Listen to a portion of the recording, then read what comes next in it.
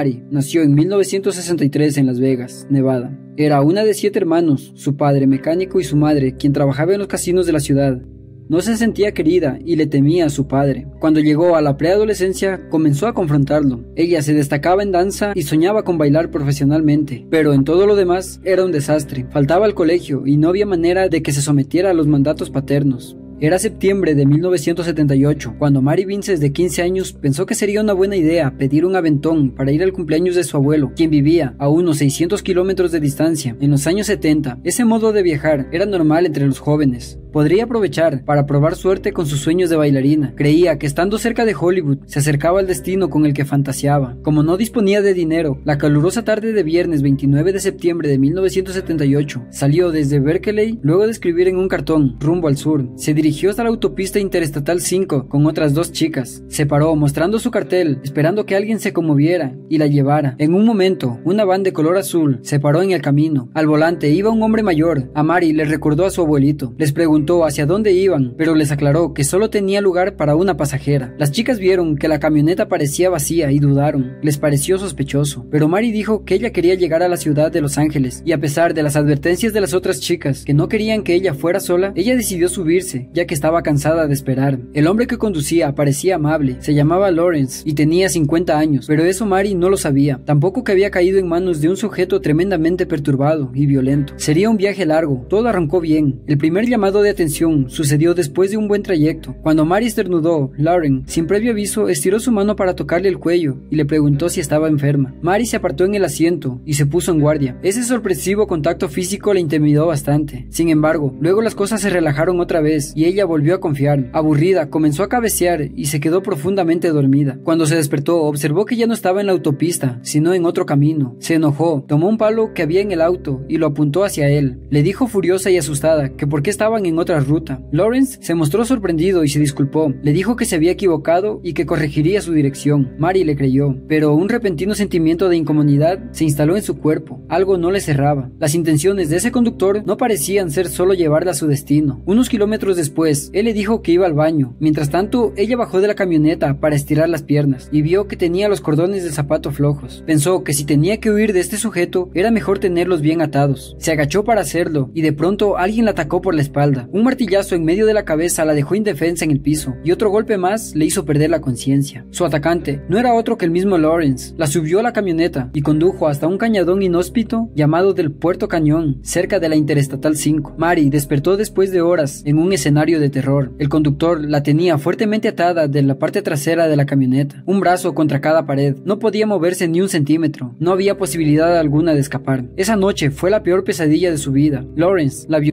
de forma repetida. Cuando amaneció, Mary le rogó que la liberara. Con frialdad, Lawrence le dijo: si quieres ser liberada, te dejaré libre. Tomó el hacha que estaba cerca de las herramientas y se acercó a su víctima. Sin decirle nada, levantó el hacha y golpeó primero su brazo izquierdo. Mary, para no caerse, se agarró de su agresor con fuerza, pero de todas formas sintió que caía. Cuando miró su brazo, vio que ya no estaba. Luego, Lawrence empezó a golpear con el hacha el brazo derecho de Mary, a la altura de los codos. A pesar del dolor extremo, ella seguía consciente. Empezó a patear y gritar sin parar, con las esperanzas de que alguien la escuchara. Su lucha hizo esta vez que Lawrence le costara más trabajo cortarle el otro brazo. Mary sentía que se iba a desmayar, pero enseguida la adrenalina volvía y pensaba que debía sobrevivir.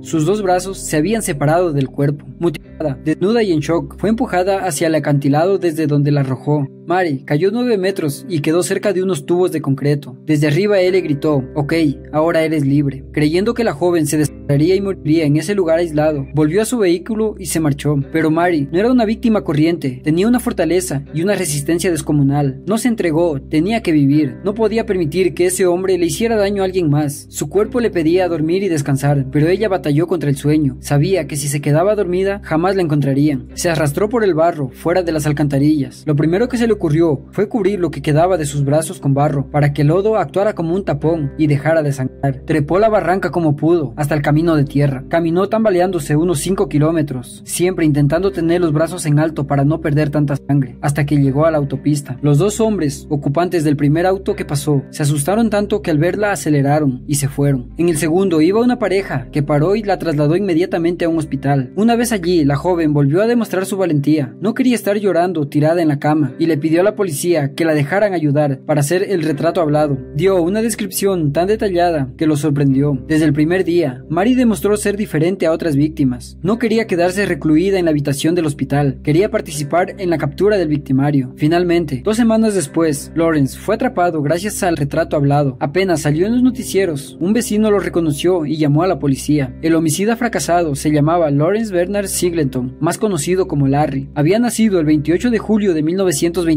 en Florida y era un marino mercante retirado. Ya para ese entonces, Mary Vincent había sido operada y había comenzado a practicar el uso de sus nuevos brazos ortopédicos. Para reconstruir una parte de su brazo derecho, los médicos habían tenido que usar una parte de su pierna. Esta operación fue clave para darle movilidad. Fue también lo que volvió imposible que ella pudiera usar en un futuro sus piernas para bailar. Otro sueño frustrado para Mary. La adolescente se deprimió, pero su ingenio y decisión para salir adelante pudieron más. Mary y su familia no podían pagar las mejores prótesis, así que ella recurrió a su gran creatividad y con partes de una vieja heladera y aparatos de música, modificó y personalizó las que tenía, las adaptó a sus necesidades. Más adelante, incluso ayudó a diseñar unos brazos ortopédicos especiales para jugar a los bolos. 6 meses después, a pesar de haber quedado severamente mutilada y haber experimentado un trauma extremo, Mary se animó a testificar contra su agresor. Tendría que verlo cara a cara. Con gran valentía se presentó en el juicio. En la audiencia, en un momento, estuvo demasiado cerca de él y Lawrence pudo susurrarle: terminaré este trabajo, aunque me lleve toda mi vida. La amenaza la asustó tanto que se puso pálida y salió corriendo de la sala, pero eso no la desvió de su determinación de meterlo preso, ya que igual declaró. Los padres de Mary la acompañaron, pero no lo suficiente. Mary sentía que ellos no podían manejar lo que había ocurrido, estaban más interesados en lo que sentían ellos por lo que había pasado. El juicio terminó siendo una vergüenza y Lawrence fue condenado a 14 años de cárcel, una pena menor para ese brutal ataque. El acusado dijo que la había atacado porque ella lo había amenazado con un palo y pretendió llevarla a juicio. El disparate no prosperó y fue a la cárcel. Mary también ganó el juicio civil, en el que Lawrence terminó condenado a pagarle $2,5 millones.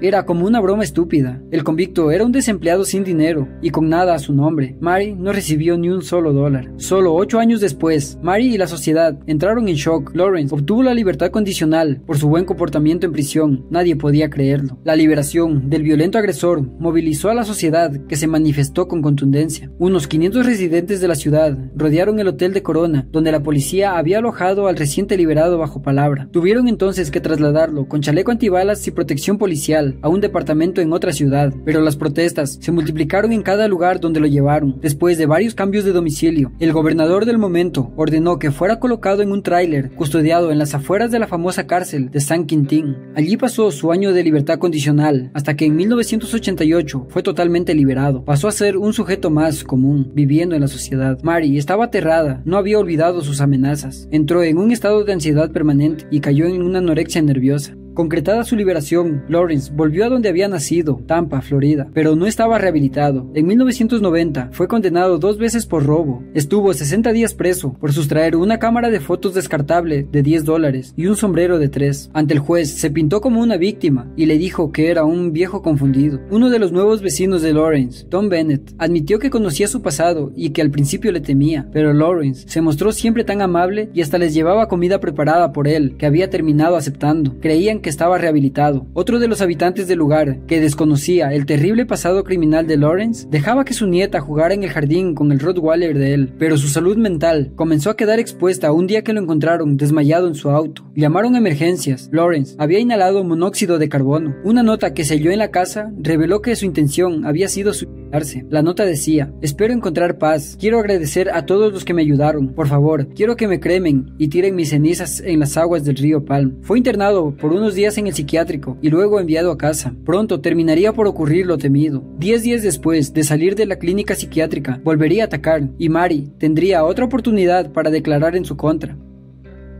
El 19 de febrero de 1997, un pintor de obra que justo pasaba caminando por las afueras de su casa, escuchó gritos que provenían desde dentro. Se acercó y al mirar por la ventana, quedó impactado por la escena. Un hombre desnudo estaba parado sobre una mujer que sacaba y la intentaba ahorcar. Le dijo a la policía que se escuchaba como si fueran huesos de pollo que se rompían, pero eran los huesos de la mujer que cedían a fuerza bruta de Lawrence. No se animó a intervenir directamente, se subió a su auto y fue a un teléfono para llamar al 911. Los oficiales llegaron enseguida a casa de Lawrence. Les abrió el mismo propietario cubierto de sangre, quien les dijo que se había lastimado cortando vegetales. Los agentes no le creyeron e ingresaron. Sobre el sofá vieron el cadáver de una mujer. Tenía 10 puñaladas en el pecho y el estómago y una más en la cara. En la terrible lucha entre ellos, él le había cortado varios dedos. Se llamaba Roxanne Ice. Era una trabajadora sexual de 31 años que tenía 3 pequeños hijos. Para justificarse, él dijo a la policía que la había atacado porque ella lo había amenazado con cortarle la cabeza.